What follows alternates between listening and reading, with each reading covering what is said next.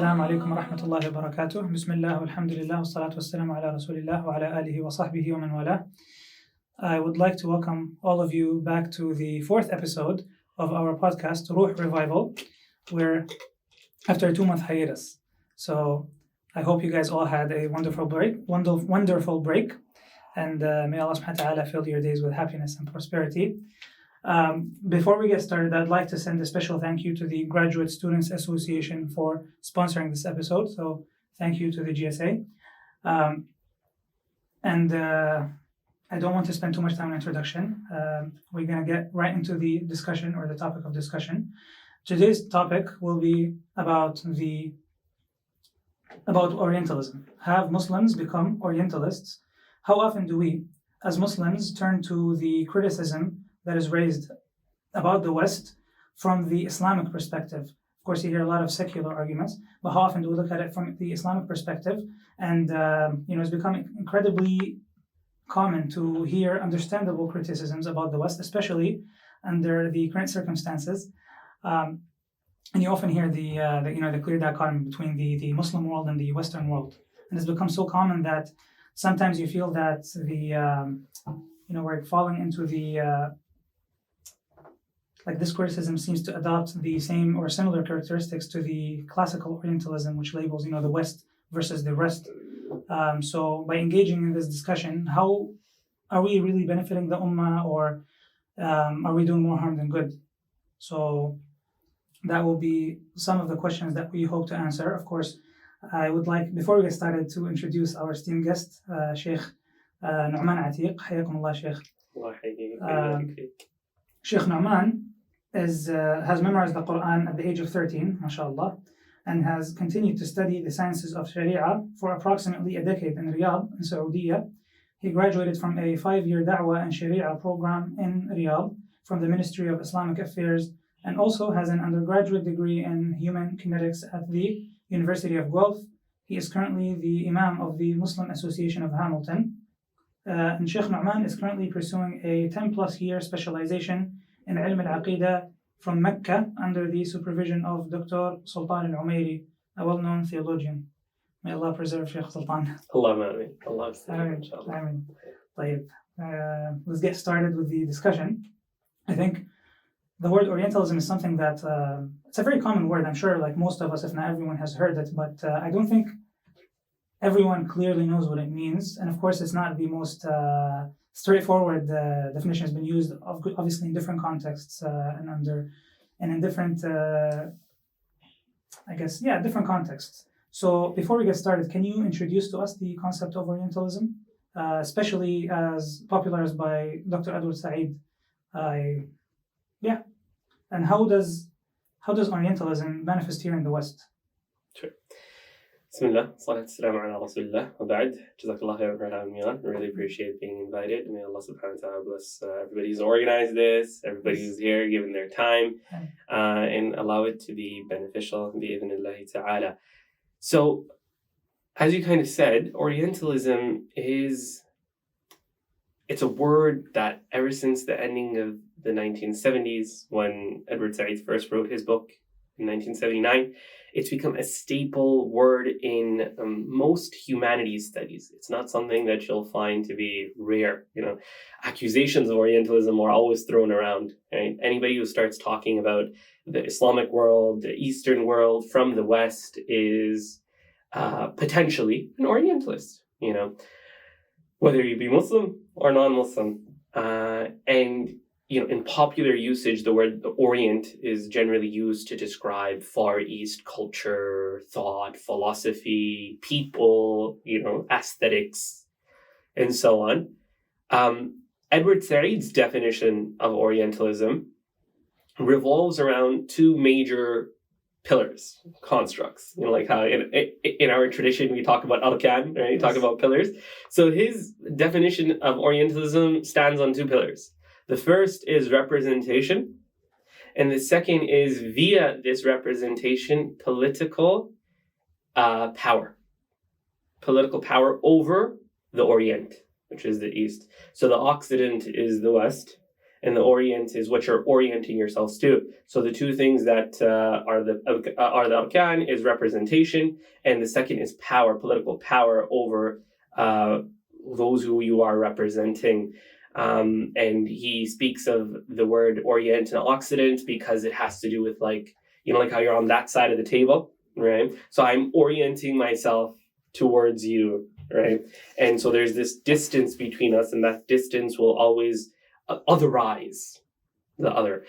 This is the key notion of Orientalism, which then it kind of took off and it became its own genre, its own study within post-coloniality, within the study of the post-colonial, right? And so many scholars say for the time it was very beneficial, for sure. Now, I feel like personally, we can't speak of Orientalism without, shall we say, deconstructing it, without criticizing it very heavily. And the reason for that is because what Orientalism went out to achieve, it did not do. It actually missed it entirely, right? And somebody who's very, very, very important when it comes to furthering this discussion, these ideas, is Wa'il Hallaq in his book Restating Orientalism, right? Because as you know, Wa'il Hallaq is Christian, Palestinian, Edward Said, Christian, Palestinian, Edward Said, University of Columbia, and now he has the exact same seat as him. So I felt like it was like a 2B type of situation. So what he does, and he gives some very good tools for us to analyze this subject, which is that, look, this entire discussion of Orientalism is extremely lacking because it's taking sheep to be wolves. He's saying you're talking about Orientalism as if it's this very unique, special science that has come about that has nothing to do with anything else. That's not true. This very distinction you're talking about, let's put it like this very distinction you're talking about, where does it come from? If you say it's racism, if you say it's distance, then why is it that we never found Oriental studies in the Islamic world, which was at its peak for 1,000 years? Why is it that the fuqaha didn't create Orientalism? Why is it that we have al-milal wal-nahad, the study of others, theologies, nations, and civilizations, Tarikh al-Hind, right? Why is we have an episode about Tarikh al-Hind. Oh, interesting. MashaAllah, with who? With Ustad Adnan Rashid. MashaAllah, tabarakallah, MashaAllah. Khalas, yani, so I'm sure he would have been a lot better of a guest to speak about this, right? But why is it then that we do history this way? And why is it that modern history, I kind of gave it away, but why is it that Orientalism does what it does and is what it is? Why Orientalism? Why this distinction? Right? If you say it's racism, are we saying that racism never existed before at the very basic level of it, distinguishing between Arab, not Arab, white and black, so on and so forth? Of course it did. It existed. But why didn't we have Orientalism? So he says that, look, this discussion has deeper issues, which is that one of the things that he really tackles in the book is what type of knowledge is Orientalism? And why does it give rise to such type of effects, such athar, such influences, right? And so he gets into the epistemic formations, the nadariyatul ma'rifah of modernity, right? And how these structures of knowledge are unique, not only to Orientalism, but modern knowledge itself.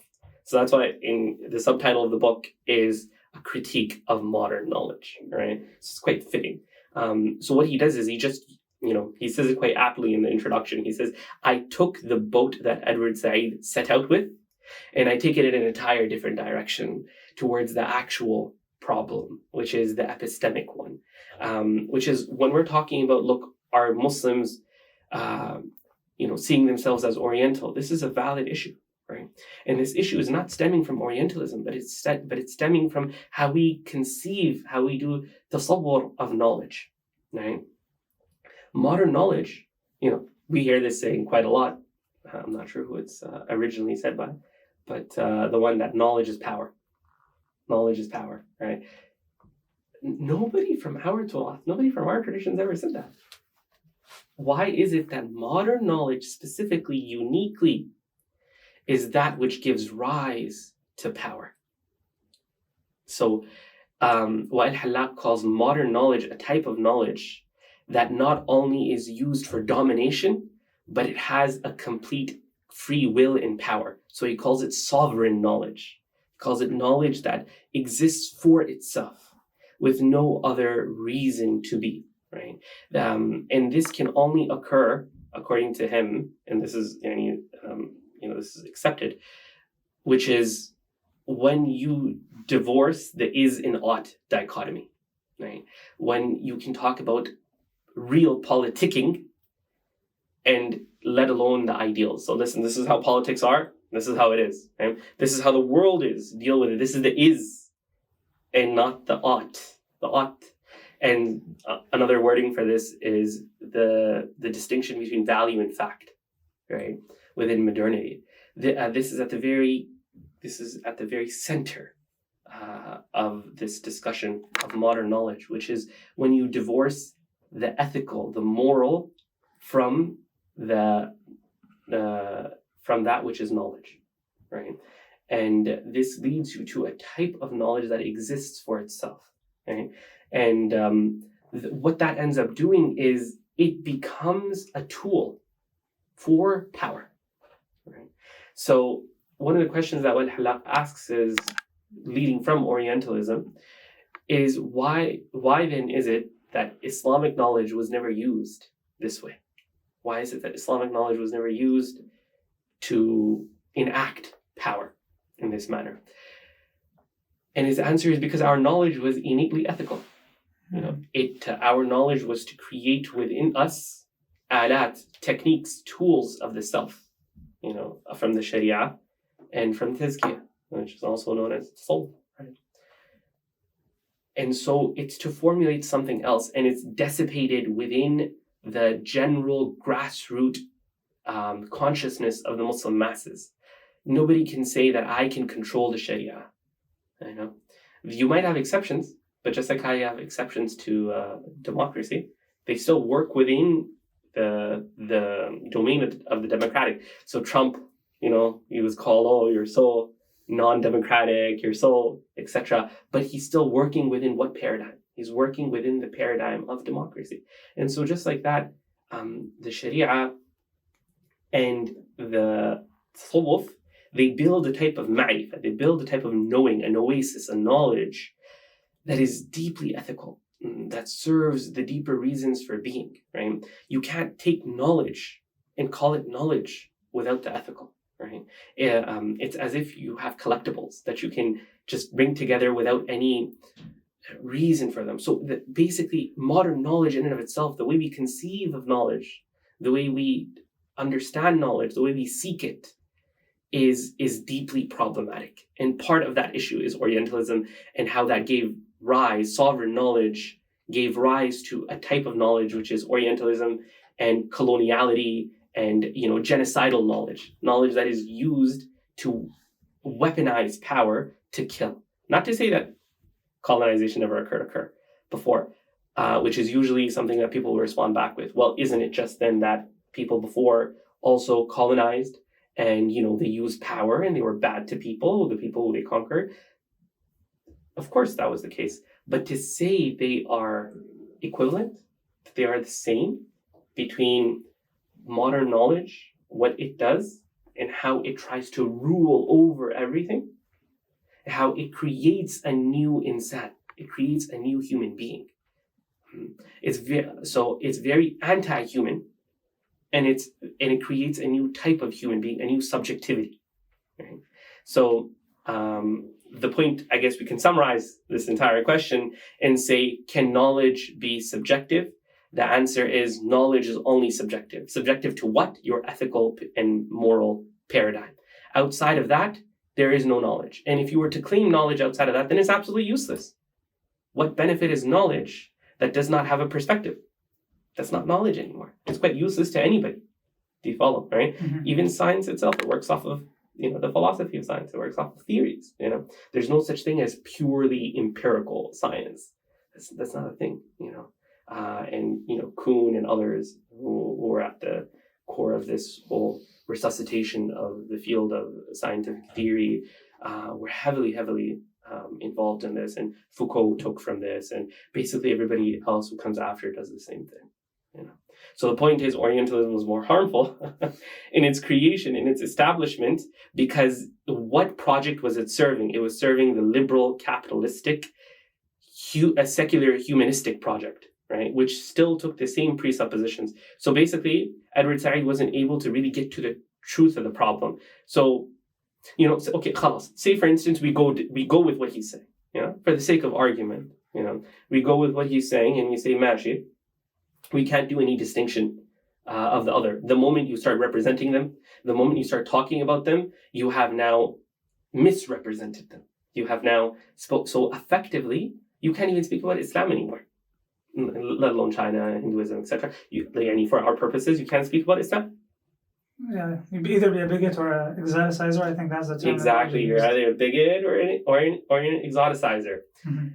And what that means is then the question that then is being begged to ask is, effectively, in your worldview, Islam has no real value, right? Because it's equal. It's equal to everything that we do. No, you can't talk about it because it's equal. It's equal to a set of ma'ayir, a set of standards, and those standards are secular, liberal, modern. Do you follow? So effectively, Islam is and must be secular, liberal, modern. Do you follow what I'm saying? Mm-hmm. Right. So much can be said, but I hope that gives an idea as to why the category of Oriental studies in and of themselves in post-Edward Said era, which was meant to be a rehabilitation, a proper rectification, representation, whatever else, how that's deeply problematic, because everything that's happened after that time, all post-colonial study that's occurred after that time, it hasn't really been beneficial to the Muslims. It hasn't changed anything. We've had more wars. We've had more neo-colonial power in the East, in the Middle East, than ever before, right? What did it really do? It didn't do anything because it didn't solve the deeper problem. It couldn't, because it was working within that paradigm. It worked within that structure, that what Al-Hallaq would call that central domain, that paradigmatic structure, and it cannot see its own biases. In fact, almost all modern scholars cannot see their bias because they work within that epistemic structure. Right? Mm-hmm. And it's not only epistemic, it's ontological. It's what we live, we breathe, we see, the way we function in the world. It's all within that scope, within that central domain. Yes, it's interesting. You mentioned the idea that knowledge is used to control, knowledge is used to rule over and subjugate. And you see, like a lot of in Orientalist studies, the attacks that they make against the science of hadith, for example, and they make the same claims because that's the paradigm that they know. That's the one way they know of, utilizing this kind of knowledge. And you see all these claims they make about Imam Zuhri and the scholars of hadith, specifically how the science of hadith was a political tool. It's just very, obviously all of it has been refuted. And there's Sheikh Mustafa Sibai. Mm-hmm. I think that was Yeah. Yes, it's interesting. It's interesting to see how they try to shoehorn a lot of these values into our knowledge, into our heritage.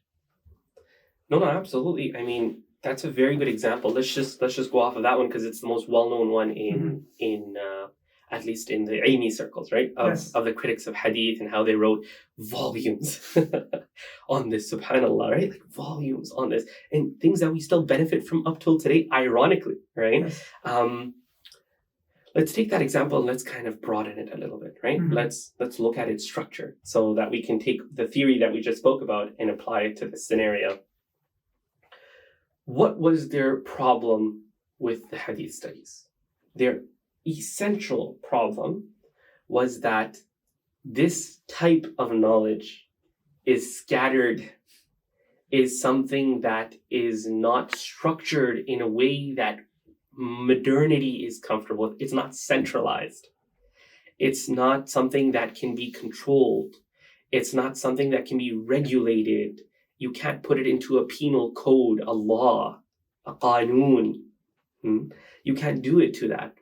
And so by virtue of it being dissolved into the masses of scholarship, and now one person being able to claim sovereignty, hukum, over this science, it's problematic. Do you follow what I'm saying? Very interesting. You know, like, say for instance, when we talk about Shafi'i, rahmatullahi ta'ala alayh, being the reviver of fiqh and usul and its paradigms, even he can't make claim to fiqh itself. He can't make claim to usul itself. He merely just organized it in a fashion to push it forward, right? Within its own research, within its own manners, he gave verbiage, language, to that which was already known, nothing new. صح ولا لا, right? Yeah, he grabbed it from the ether and formulated it into a risala. Precisely, right? All he did was he just simply gave words to what was already known, right? Yes. This, for modern knowledge, it doesn't make any sense. It needs to be that which can be controlled, that which can be used. And if it can't be used for the political, if it can't be used for the state, at the service of the state, then it's not real practical knowledge. So this is why usually when we ask the question, what type of practical lessons do I have from this? This is very good, mashallah. I want fawaid, amaliya, I want actual actions that I can have from this. That's phenomenal. But the underlying premise here is, how does this affect my material, physical world around me? Do you follow what I'm saying, right? And that's deeply problematic because those are things that are controlled by the state structure, right? Mm-hmm. And that's the only type of knowledge that is acceptable. So the reason why they delved into it in this nature is not to is to show the inconsistency of structure, epistemic structure, in hadith studies, in the corpus of hadith, and say, look, because of these reasons, because no one person can make claim to it, I can't put it in a code and be able to do it in this way. It is lacking. It is backwards. It's too traditional, and it can be used. Does that make sense? Yes. Right? Truthfully, it's too complicated for them. It's not backwards. It's quite the opposite. Like if you compare it to the Western academia now, I think a lot of people be surprised. They really undersell what we have. I mean, علل الحديث, hidden defects. This is why the ulama, Ali Madini. Yes. And Sheikh al-Bukhari. They were said to be like sahirs, magicians. They could listen to hadith and be like, oh, this is light, this is this, because of a subtle hidden defect that we couldn't come to, right? And the reason for this is because our knowledge was deeply ethical. Like the force that was moving the hadith corpus, the hadith study, the ulama, the jahabida of hadith, was not, just some physical empirical standards. Even though that was obviously the outcome that they had, the depth and veracity of knowledge that is, it cannot be mastered even if you spent your entire life. Like Imam Ahmad rahimahullah, having memorized 1 million hadith and athar and being the greatest imam of athar, by all of the muhaddithin standards. The reason was deeply ethical. Mm-hmm. It was ma'rifatullah. وَمَعْرِفَةُ مَا قَالَ اللَّهُ قَالَ الرَّسُولُ. Knowing what God has said, know God, know His ahkam, know His rules, and know how to live life by that ethical standard. So the proper domain of push was ethical. In the modern world, that makes no sense. It doesn't make sense to study something for its deep ethical paradigm, because it doesn't exist anymore. Knowledge just is. It just is. Like, people will study, their entire life a specific subject, do their PhDs in it. And if you ask them, why did you do it? They won't really be able to tell you why, right? So this is a basic level, being able to give you a reason, let alone the ethical standard underneath which this makes sense. This is beneficial to the world. So secularism, capitalism, and liberalism, when you kind of bring them all together, they become very anti-human, because a human being is deeply ethical. he deeply stands for something, but this divorce, this distinction between the is and the ought, between the fact and the value, leads to sovereign knowledge, as Al-Hallaq calls it. And this is then at the disposal and the usage of the modern state, which is the representation of modernity at its, at its basic level. Jazakumullah khair. I think we mentioned this before the recording, but you see, it's probably human nature that people just really focus on others and focus like divisions. It's kind of division. So you have even within religious circles, you'll have, I guess, debates and just focus on other groups. So in the West, it's the same thing. So I guess a different manifestation of a similar concept. The idea that Muslims in the West, we have a let's say, like there's a lot of focus that's being placed on other ideologies, other theories, other perspectives, and how do you think that affects us as Muslims? So I guess let's talk about it from the perspective of the general and then the specific, inshallah, right? In general, I would say it's quite healthy to be able to recognize that we live in a world that has a new deen, a new way, a new worldview.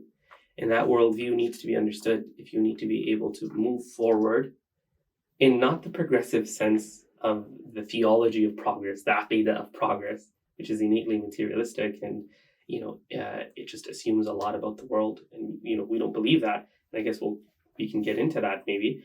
But it's very important, because, to have a proper hukm, it's just a branch of your conceptualization of it. If you're not able to conceptualize something correctly, you won't be able to solve the problem. And this is why, major ulama who were part of the movements, they were so successful in being able to penetrate the masses because they gave words to issues that, if you just come from a traditional circle of like Sawf or even like any madhab or just tradition, you won't be able to give words to them.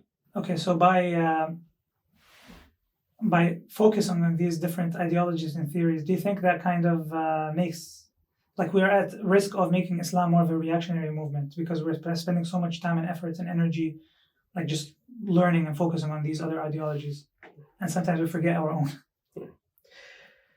So this question is, it can be expanded into different areas, right? The question of are we really too focused in on the questions of the outside and the forces from outside?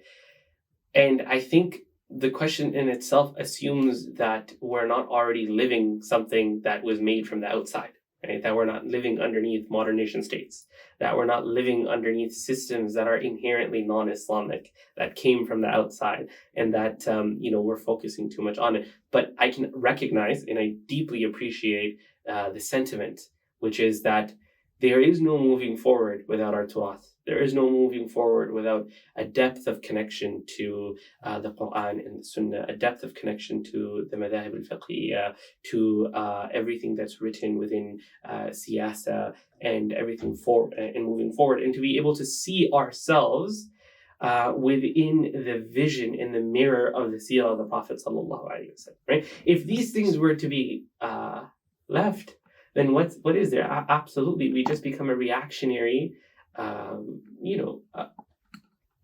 group, a post-colonial, post-modern faction that's just competing for a revisioning of modernity. And, to be honest, that's not our goal. Our goal is, the very clear-cut tawheed of Allah subhanahu wa ta'ala, His oneness, His sovereignty, His beauty, submission to Him, turning to Him, right? And so, Shaykh Ibrahim Sakhan says something very beautiful, and I think it is in his tadabbur of the Quran, where he says that he says the exact same thing, where he says some people are so caught up in studying these ideologies and the humanities, and to be honest, if they were only to give even half of that time to doing the proper reading of the Quran, they would find all their answers within it. Right? They would find that this is more beneficial to them in structuring and giving them answers to the deep questions of existence and being human than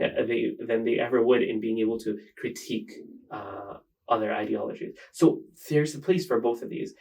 In my very limited and humble understanding, I believe that the da'wah of the populace needs to be only and only Quran and Sunnah, and based off of the Sirah, and being able to reform, and I know that word carries the modernistic tendency behind it, but that's not the one I'm using. I mean islah, and actually reform us to the vision of not progress, but the way we have always worked, which is true ethical, moral progress came to a conclusion with the revelation of the Prophet sallallahu alaihi wasallam. Right? And so, actually, Shoaib Akhtar says in his book, The Quran and the Secular Mind, he says that from that point onwards, we went from a point of revelation to an era of contemplation over the completion of the project of humanity. The human project itself was completed at an ethical, moral point with the death of the Prophet sallallahu alaihi wasallam, right? And so, without a shadow of a doubt, the da'wah of the populace is referring back to the Quran and the Sunnah, connection to it, but at the same time bringing about awareness of that the modern standards that we do live by.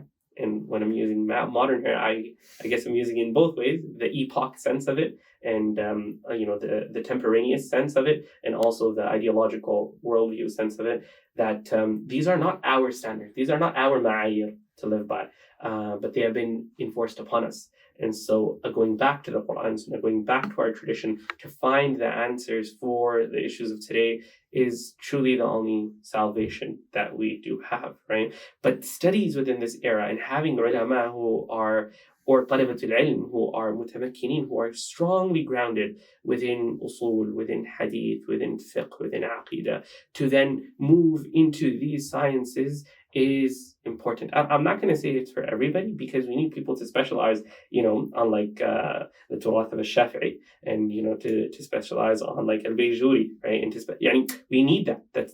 That's absolutely critical. But within that ethical framework of knowledge being for the sake of Allah subhanahu wa ta'ala, and this study also needs to be for that sake as well, and not just like istinta', just like this fulfillment of desire of knowledge, even though love for knowledge, it's absolutely positive. There's nothing wrong with it, and it's only through learning more you might transform, right? If you're seeking guidance from Allah subhanahu wa ta'ala, asking for sincerity, right?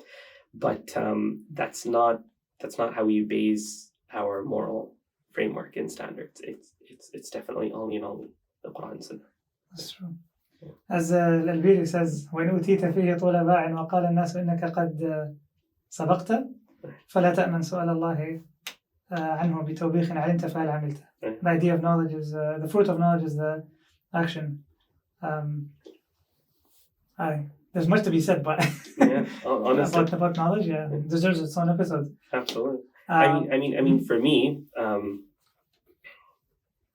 I guess we can discuss about if you guys want to keep this part in or not.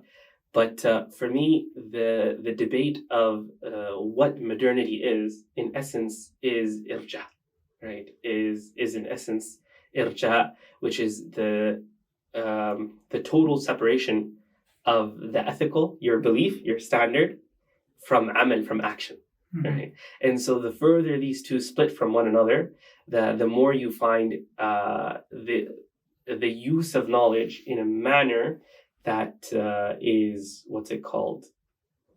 at the disposal of political power, at the disposal of the nation state, right? I'm not saying it's a one-to-one equation. I'm saying you find a parable, you find a reflection of it in irja, and you see it likewise in the liberal tendencies of today, right?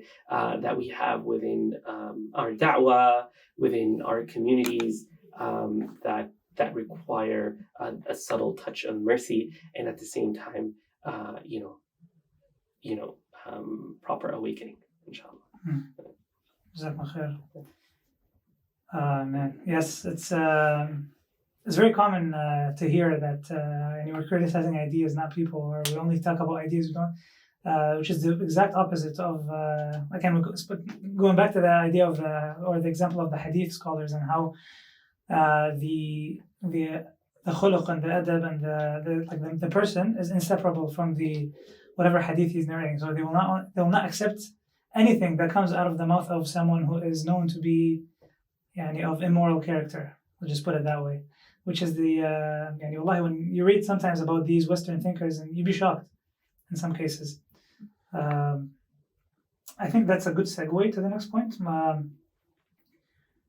I think this question is important, especially for university students, or even, I was going to say Western Muslims, but honestly now with how global these secular, liberal, call it what you may, values, all these isms, how global they've become. It's become a global issue as well, for global issue for Muslims around the world. Yeah, the global West. Global West. It's called the global West because the West is it's a worldview, it's a culture, it's a way of being, a way of thinking, a way of living, and it's across the world. So the West is not it's not positioned as a land, but rather it's a position of a way of being in the world. Well, subhanAllah, you look at the books that were written in the 70s, and now you see the manifestations of such books when you travel back to the East, and you're surprised to see that it's not so different from here. Yeah, subhanAllah, growing up in the East, when I first went, the idea was, mashallah, we're in Muslim lands, things, people will be more religious, people will flock to worship, devotion, having those types of characters and akhlaq.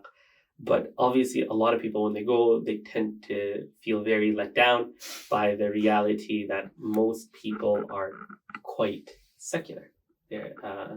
And it's deeply embedded in them to the point where they see it to be natural that the religion is something that's private, something that's spiritual, it's something to do with the household, the private life, and not to do with the public. And they will actually, proselytize this. They'll give da'wah to this. They'll speak about this, and you'll be shocked. Right? You'll be shocked that this is the case there. And this shows you, just going back to the point of the Oriental and Orientalism, where Edward Said seems to be saying that Orientalism has more to do with how the West sees itself than the East, than the Orient itself. That's absolutely false. You're right. It first started with colonizing itself, creating new subjectivities in Europe, and then it proceeded to do the same at the same time, in tandem, in concomitance across the world through colonialism. Right? So it's not a surprise, nor is it just a random fact, or a coincidence that modern economics, modern companies, limited, liability, colonialism, and the modern state in its final form that we have today all came about at the same time. It's not. It's because modern sovereign knowledge was at the very core of this type of thinking. Right? And it created all of this at the same time. So modern knowledge it doesn't have just genocidal tendencies. It is quite genocidal in and of itself. And the best way to look at it is in what's happening in Israel. Why is Israel defended by the West the way it is today? May Allah subhanahu wa ta'ala, for your brothers and sisters in Gaza, may Allah subhanahu wa ta'ala elevate their status, accept their martyrs, inshallah, and make everything easy for them, inshallah.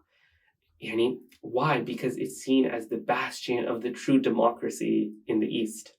What does that mean? It means it represents the real civilizational battle, the history, the crusades of the West within the East, right?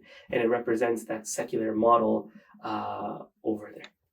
Mm-hmm. And this is what they publicly say. It's not even anything that's hidden. It's just we're not. We tend to forget that the battle lines are a lot more wider than we seem to think, right? When we say to our young ones, you need to have an education and you need to have a university education, and that's the only way of succeeding in this world, and everybody needs to go through this system, right? And it's actually unfortunately quite detrimental, especially if you don't know what we're up against, right? And most people don't know. So it's the job of community leaders, it's the job of people in university, people who will be listening to this podcast, to at the very least be able to have awareness of this, inshallah, so that they can think about things in different ways. Yes. It's definitely very scary. Sometimes you open the television and you see these Arab Muslim Tanweeriyin, they call them Illuminists. I don't know how to translate it. Tanweeriyin are like, Illuminists would be interesting, more like Enlightenment callers. Of course they get the term from the Age of Enlightenment. Exactly. They're heavily influenced. And like you see, just the other day I was seeing someone, he's basically attacking Imam Bukhari. And then his Twitter is filled with quotes from Dostoevsky and John Locke and Foucault and all these, Francis Bacon. It doesn't matter. I'm not saying don't take from them, but it's just interesting to see the inferiority complex. But the point that I think the point you made is very valid. It's not inferiority in the sense that history was painted in one brush. Mm-hmm. It's not like how we saw history, right? The questions that I was, posing in the beginning, which is that, we have our history of Sleen, we have our history of Hind, we have our history of Baghdad, and so on and so forth.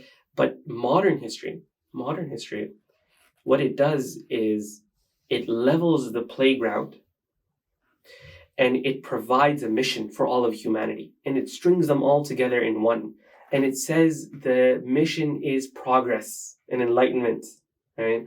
And this mission is achieved through going through time and working towards this progress, which is innately materialistic. And through the advancement of the material will we find emancipation, will we find tahrir, will we find tanweer, enlightenment, and what ends up happening then is nobody before that is given any agency. You're not given a choice before that. You need to accept this. Only when, after severe massacres, genocides, ethnic cleansings, then you're given agency, but it's after you've accepted the shahada of modernity, after you've accepted the testimony of there is nothing but material, and progress is through enlightenment of material, and ethics, you keep them at home, buddy, because they have nothing to do with this world, right? And then you're given agency to have democracy. Then you're given agency to have all of these things. And this is why when you see people talking about this, they deeply believe, listen, we're left behind. We're at a stage before where the West is, because the West is preceded in its progress, and we need to follow them. And so the best way to do that is to do ittiba' of their salaf, to follow their pious predecessors. Do you follow what I'm saying, right? And so it's within this theological worldview, this deen, that such thinking occurs. And as I said, the vast majority of people who function within the secular liberal, they are not aware of their own biases. They're not. That's why you'll see them equate between Roman colonialism, Islamic colonialism, and between modern French, British occupations and colonialisms. Do you follow what I'm saying, right? Not recognizing the deep reality of this departure from humanity itself into the material, right? SubhanAllah. I think as university students, of course, we are exposed to a lot of desires, but that's an episode on its own again. But also a lot of doubts. You have, this is why I mentioned in the West, and I said, it's actually a global problem now. But actually, even more specifically in the West, because the West is the progenitor of these ideas, and then they propagate throughout the world, and we're the epicenter of some of the most dangerous ideas. So as a university student, I'm personally in computer science, so alhamdulillah, You're safe. I'm safe. You for the deal most with part. the numbers. Yes, I deal with the numbers.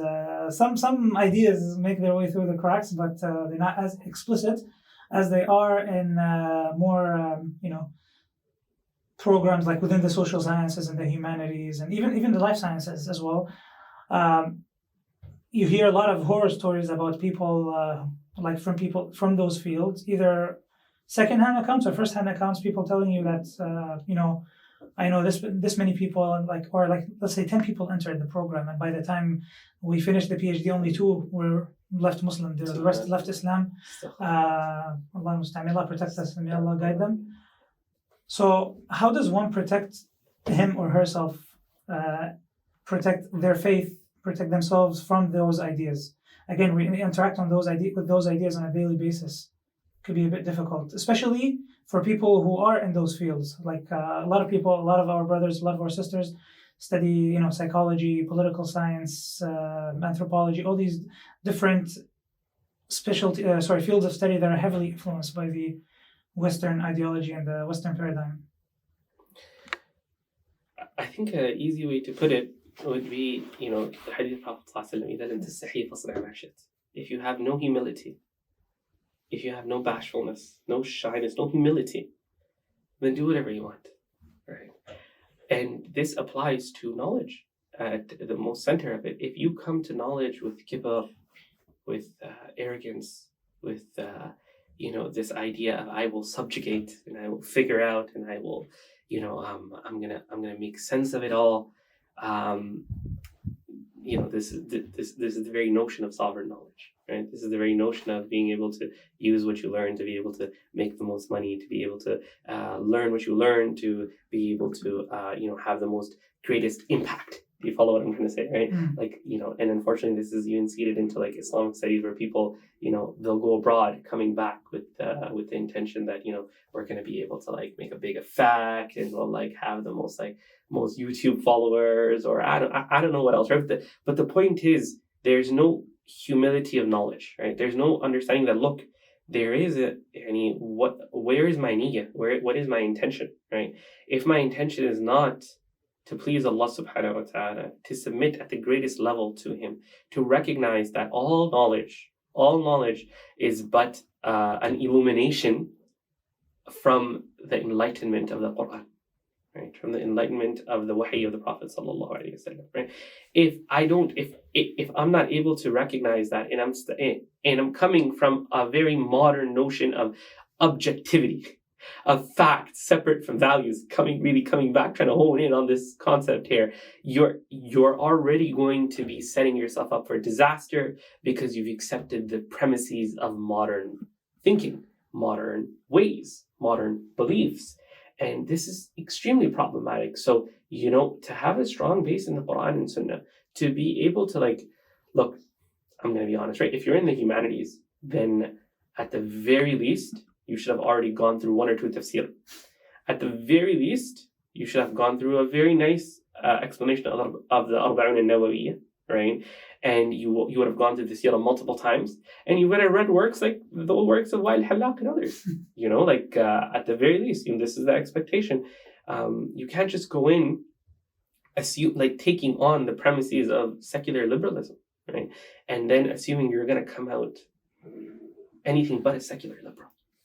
Whatever version of that you are, whether you're the hardcore atheist, whether you're the skeptic, whether you're the everybody's all good, or modern deism, which is I'm spiritual but I'm not religious, right? There are many paths to God. There are many paths to God.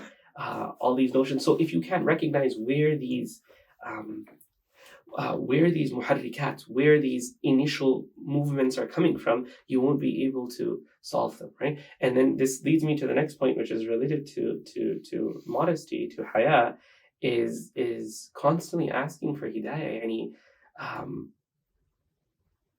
Allah subhanahu wa ta'ala can misguide you anytime. You're not above misguidance. You're not above kufr before death. You really aren't.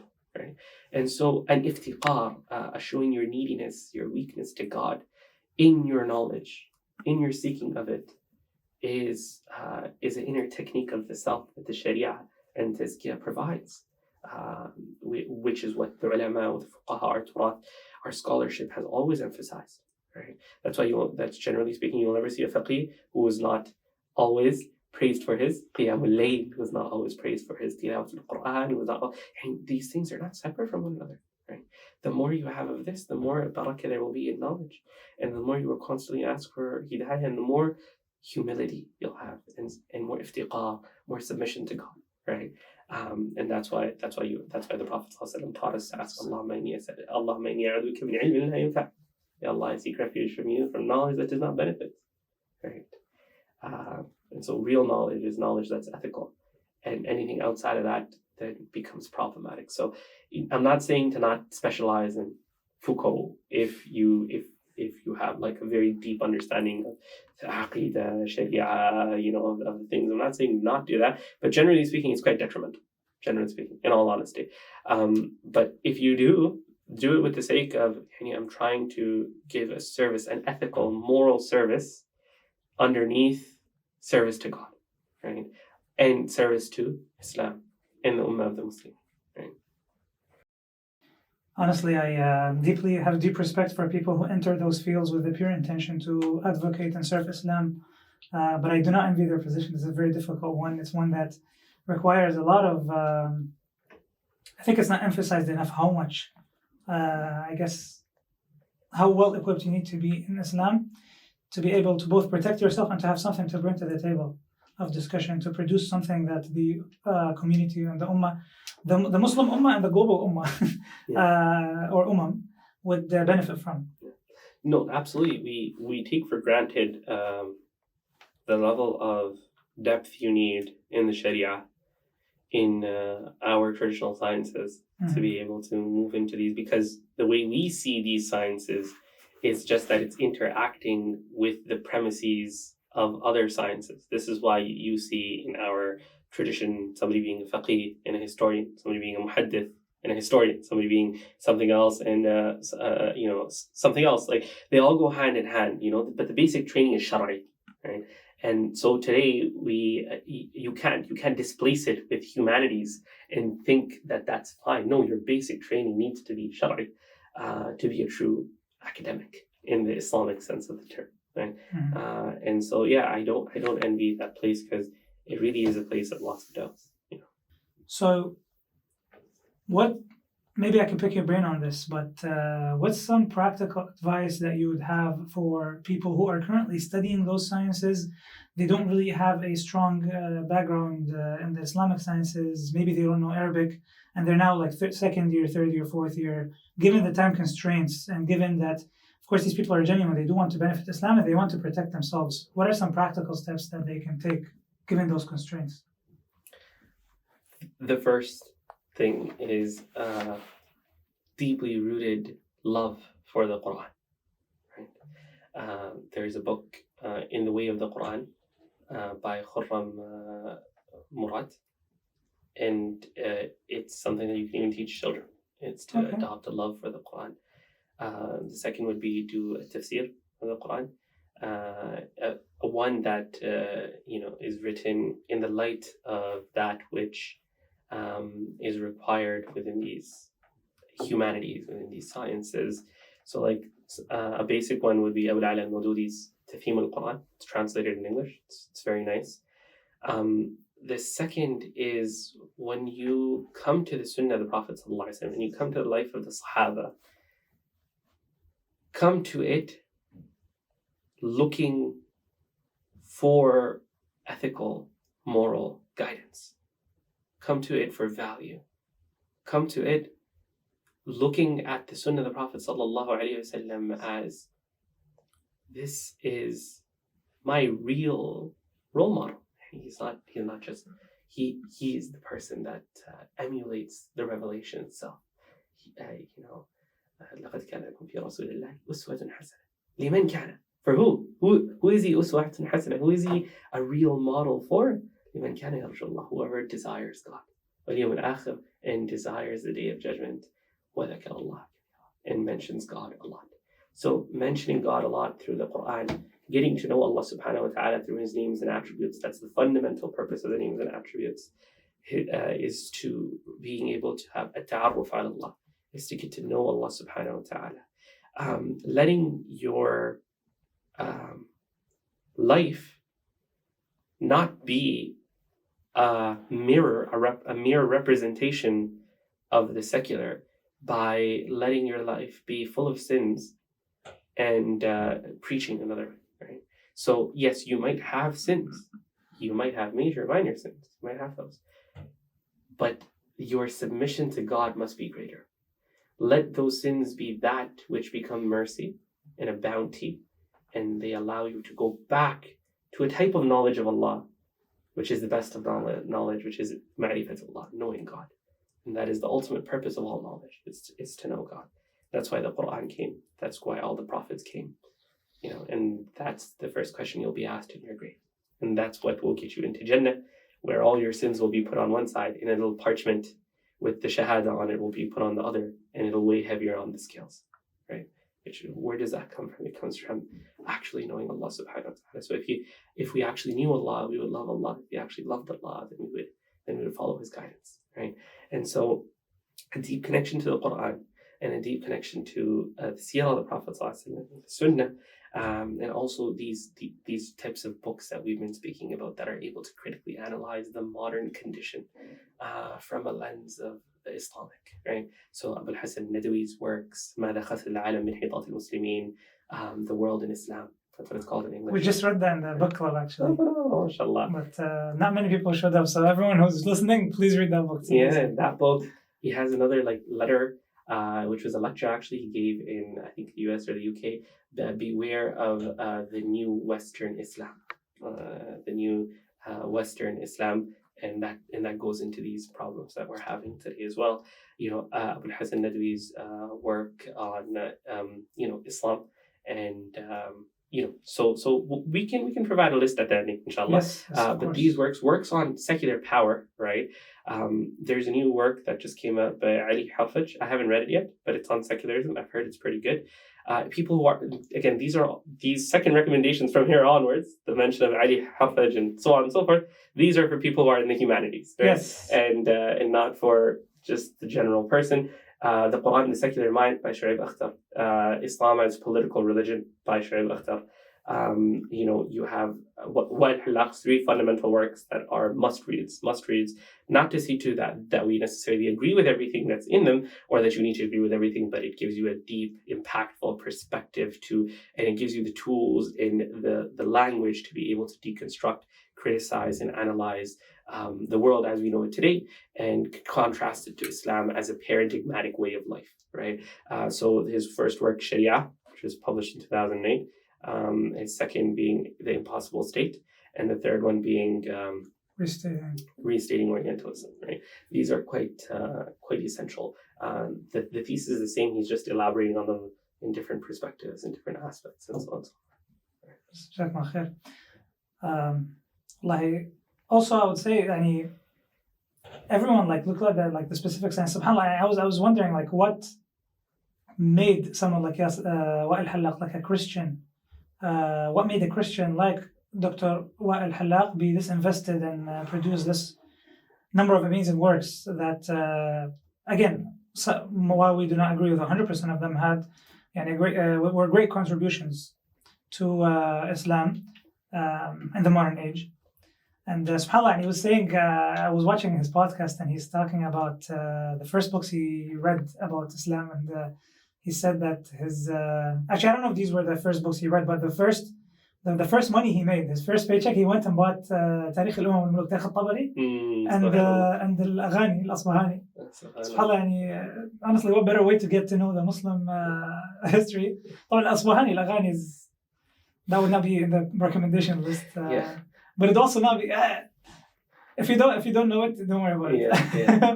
But subhanAllah, you see the amount of effort that it takes, and you see that one other book he loves is I know Dr. Wa'il mentions it many times, Adab al-Din wa-Dunya. Yes. Imam al-Mawardi specifically, I think anyone who's into the political sciences should read Mawardi. He has multiple books about siyasa al-Shari'iyya. Of course, the language barrier is a big issue here, and I'm sure works have been written in English about these books, but and just realizing the richness of the Muslim heritage in those fields, in those social science fields. A lot of it gets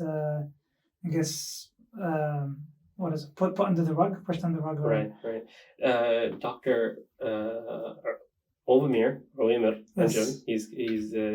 he's to come out with a seerah actually that analyzes the seerah in the first 2 centuries from a historiographic perspective. Amazing.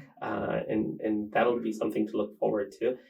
He also has his book on politics and Islamic politics and the Taymiyyah moment, and it's a reading of Siyasat al-Shar'iyya by Ibn Taymiyyah rahmatullahi ta'ala, and that's also quite essential. I think he's also done some works on. Recently, I was reading a series that he's been posting on the Islamic blog about the supposed demise of the Sharia, right? And he starts off with Al-Juwayni, Imam al-Haramain's thesis, and so there are works that are there for sure, right? But these are all to be like in line with a reading of the Quran and Sunnah 100%. That is to connect you to the Torah. 100%. Right? So yeah. This all comes after. This is for the specialized. Exactly. Jazakumullah khair, Sheikh. I think we talked a lot about those sciences, but and those like the Orientalism and different ideologies and modernism, escaping this paradigm. How do we build an Islamic society that focuses on the core Islamic issues, and rather than just new hot topic comes out every day? People love to talk about new things. So how do we focus on the core issues? I think the most effective and fundamental requirement is to restructure knowledge in how it's taught, what is taught, and how it's taught. The divorce of the is and the ought, the value and the fact needs to be gotten rid of. We need to go back to a type of knowledge where the essence is قال الله وقال رسوله, all of knowledge. A lot of people say this, but I don't think a lot of people are able to appreciate the depth of what's being said, right? Which is this type of knowledge of science, this type of knowledge of the world in and of itself needs to be painted and colored within the paradigm of the Shara, within the paradigm of revelation. And if that's not done, we won't be able to get anywhere, because some movements might say, once we have military power, we'll be able to do a top-down makeover of society. That's not how modernity took place. That's also not how any deep change in the world, Foucault calls episteme in most usage of the word, occurs, where these fundamental structures of knowledge and world in itself change, right? They change through such deep reformation, re-engineering of the human being in society, right? And so it's a type of knowledge that is desecularizing in its nature, and that's really where we'll find a difference, right? So like there are other movements, that their effects are so phenomenal, and you can't pinpoint them. You can't say that, look, it's this that happened, or it is that person or that individual, or do that. You can put as many people as you want into jail, but you won't be able to get to the root of the matter, which is what's in the hearts of the people. And the only way you can change that is through education. This, the way you mentioned, reminds me of Ibn Taymiyyah. ما يفعل أعدائي بي. SubhanAllah. Yeah, I mean, the saying of Ibn Taymiyyah rahmatullahi ta'ala, where he was constantly under political pressure. Yes. And then where when they would continuously threaten him with jail, and they would jail him, and then he said, what can my enemies do to me? If they jail me, then with me is what I need, which is the sustenance of the Quran. إن جنتي معي. إنما رحت فهي معي لا تفارق. Wherever I go. إن جنتي معي. My Jannah, my paradise is with me of this world. And if I'm in jail, then I can write and read Quran. And then if they let me go, then I can spread my da'wah, What I need is with me, and I think that's what's really lacking is these inner techniques, these inner tools of what creates a human being. We deeply lack them. And to be honest, modern psychology with all of its problematic terminology and all of its problematic paradigm, which is innately secular and modern, mind you, it's deeply problematic how psychology is supposed to represent, the human mind and how to explain it in the world and its problems, mental health. It's deeply, deeply problematic. It's very secularizing. It's one of the greatest tools of modernity, right? To replace the techniques of the self that a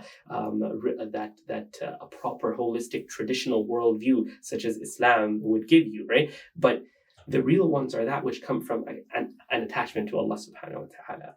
A one that come from a sajda that anchors you, right? A one that comes from knowledge of God in such a depth that masa'ib, difficulties come only to those who are beloved to Allah subhanahu wa ta'ala. And, financial material is not innately goodness unless and until you use it for the sake of Allah subhanahu wa ta'ala. Right? And such a paradigm in its fullest form would then allow you to say what Ibn Taymiyyah rahmatullah ta'ala said. SubhanAllah. I think, alhamdulillah, we've discussed or talked about the issue from different angles. I think I'm going to give you the opportunity to give any closing remarks or final thoughts about the discussion. Well, I should have started with this, but I'm just a very simple student of knowledge, not a sheikh. Everybody keeps calling me that because I'm an imam at a masjid. But I ask Allah subhanahu wa ta'ala to forgive all of us, inshallah, and everybody who's listening to the podcast. Allow us to be truly enlightened in the way that is meant to be, in our action, in our iman, in our amal, and allow us to draw closeness to Him and gather us in Jannah bi'idhnillahi ta'ala without any adab, without any iqab, and without any hisab, inshallah. Jazakumullah, Shaykh. Yes, may Allah subhanahu wa ta'ala again protect us from all these desires and also these doubts that we're being bombarded with, and make us beacons of light. I don't know, the way I think of it is, and people when they say that the world things are getting more difficult, and I don't know, I think about it like, I don't know if someone else said this, but it just keeps in my mind, like the idea that, the darker it gets, the brighter the stars shine. So may Allah subhanahu wa ta'ala make us beacons to enact His guidance, to spread His message, and to, I guess, reunite us with the Prophet ﷺ on the Day of Judgment. A lot of people don't realize how shallow some of these Orientalists' claims are, and you'd be surprised that this is even more common among the Arab Tanwireen again. Like the idea that I was hearing someone, he's well-intentioned, he doesn't mean anything by it, but he was saying that I wish to study the Islamic history from an Orientalist lens because they tend to be, I guess, more impartial. Right. So this is exactly what Orientalism does, is it brings the project of modernity to the study of the Oriental, right? To the study of the Oriental. And as we said, it brings certain ways of quote-unquote objectivity, standards of criticism and theory that are products of sovereign modern knowledge, right? And then it wills it onto, forces itself onto, dominates over Islamic paradigms of knowledge. They did this with fiqh. They did it in, Al-Jazair with the Maliki fiqh. They did the same thing in, the British Hind, British India, where they took Hanafi manuals, they got it translated, took it away from its interpretive levels of Arabic, took the simple book and then codified it and made it into law so that they could then use it the way they wanted, right? So again, what it does is it takes our knowledge, which is deeply ethical, deeply submersed into a system of society, culture that cannot be taken out of, and that's deeply ethical, and no one person can make claim to it. In fact, it's the body of scholarship that makes claim to it in its entirety, and then it tries to control it and use it and weaponize it and use it for its own state purposes, right? And unfortunately, many people fall into the trap of this being more objective Yeah. and being better. So I think most of these people, honestly, they probably only read some of the more contemporary works, which, of course, given the current situation, we like Muslims could use any moral push. So obviously they're going to be speaking different. But I think anyone who makes this statement have not truly read like Al-Bidaya wa Nihaya or Tarikh al-Tabari or all these books. Like if you want true objectivity, go look at these books and you see the way they do insaf. They do right by their opponents. Yeah, like Ibn Taymiyyah, for example. Exactly, they're as balanced as they have the most academic, ethical integrity as possible, right? Because they do it for the sake of Allah. They don't do it for any other reason, right? Not to say that nobody makes mistakes. Everybody makes errors, right? But you see the level of desire to get the knowledge right, not for the sake of power usage or domination or getting closer to a politician or being sent on a colonial project to go do genocide. That's not the reasonings behind any of these things, or it's not to study the other, but rather to fulfill a purpose. And when you sit and you think about the type of history written by Dhahabi, say for instance, right? Just going through that work is monumental, let alone authoring it. What makes a person want to author in this way without another objective outside? Unless you're a modern and the only way you can think is through these lenses of another ulterior objective of power and control. A lot of the scholars of hadith, actually, they were like running away from, because they'd be offered positions in the government and they'd run away from them. Not just scholars of hadith, but as a general rule of ethical conduct within the circles of ilm and the ulama and the fuqaha in general, was to abstain from, and it was seen to be a high level of zuhd, a high level of taqwa, to abstain from any sort of money that came from the government, right? Yes. It was only in later times where awqaf were more heavily funded by state, and even then that funding was only given so that the ulama could give some credence to the ruler with the masses. And it was like, look, I want the masses to be fine, so let me fund your awqaf. Does that make sense, right? Not for the sake of control or any sort. They had no say over what was taught. They had no say over any of these things. Right? So yeah, it definitely is different. About the idea of these people doing what they did, like the works that they produced for the sake of Allah subhanahu wa ta'ala. Just like one saying by Imam al-Bukhari really struck me like that. I don't remember the exact wording he used, but it was it's basically saying that I wish that Allah, or I hope that Allah subhanahu wa ta'ala does not punish me for anything I ever said about anyone. And coming from someone whose career revolves around talking about other people, subhanAllah, you feel the sincerity in their project. Dr. Sultan al-Amiri has a good work, and a good portion of it is translated on freedom and its paradigms. Right? So the paradigms of freedom from an Islamic perspective as well. It's translated on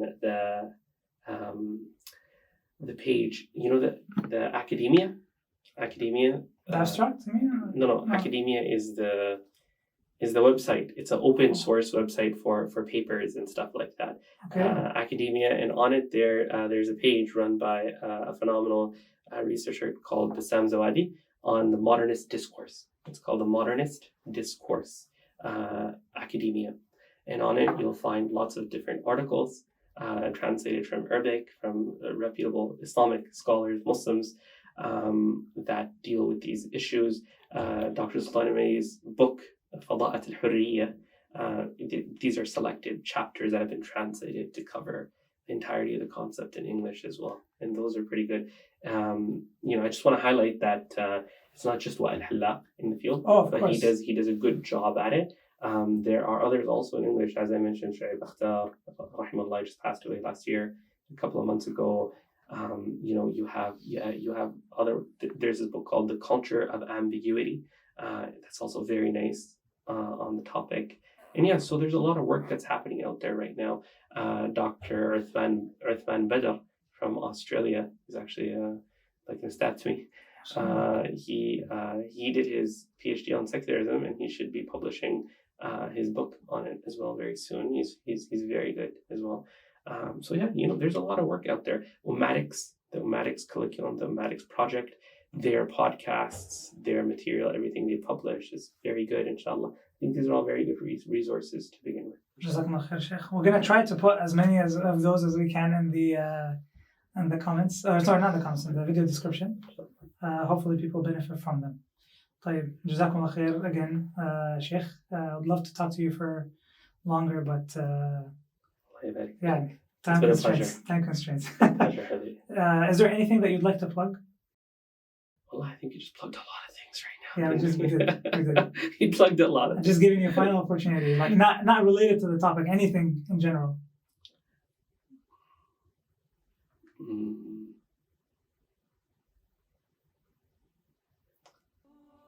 Nothing that comes to mind right now, I'm going to be honest. We plugged a whole lot of things. I'm just giving you the chance. Yeah. Again, another thank you to the Graduate Student Association for sponsoring this episode. And hope everyone benefited. Inshallah, subhanak. We'll see you in the next episode. سبحانك اللهم وبحمدك نشهد أن لا إله إلا أنت نستغفرك ونتوب إليك. السلام عليكم ورحمة الله وبركاته.